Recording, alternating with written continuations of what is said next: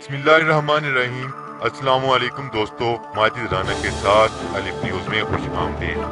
उम्मीद की जाती है कि आज की ये वीडियो आपको पसंद आएगी। अमेरिका में पाकिस्तान के सफीर अली जहांगीर सिद्दीकी ने कहा है कि पाकिस्तान को ग्रे लिस्ट में शामिल करने से मुल्की मैशियत पर कोई फर्क नहीं पड़ेगा। तवक्का है कि पाकिस्तान 15 माह के अंदर ग्रे लिस्ट से बाहर निकल आएगा। हुकूमत मनी लॉन्ड्रिंग के खिलाफ कवानीन को मजीद सख्त करने के लिए पुरअज़म है। गुज़िश्ता चंद साल में मुल्की मैशियत में नुमाया बेहतरी आई है। अरबों डॉलर मालियत के चीन पाकिस्तान इक़्तिसादी राहदारी मंसूबे से मैशियत और सरमायाकारी के शोबे में शानदार तेजी आई है।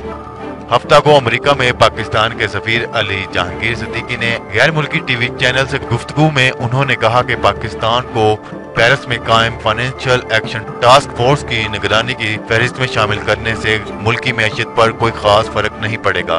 तवक्का है कि पाकिस्तान 15 माह के अंदर ग्रे लिस्ट से बाहर निकल आएगा।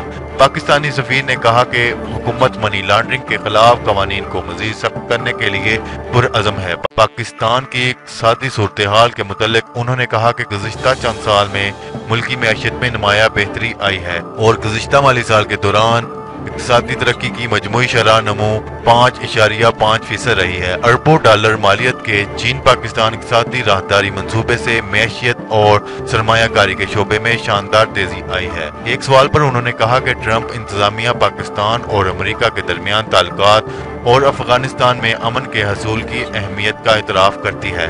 अगर आपको ये वीडियो पसंद आए तो हमारा चैनल सब्सक्राइब करें, लाइक करें, कमेंट करें। शुक्रिया।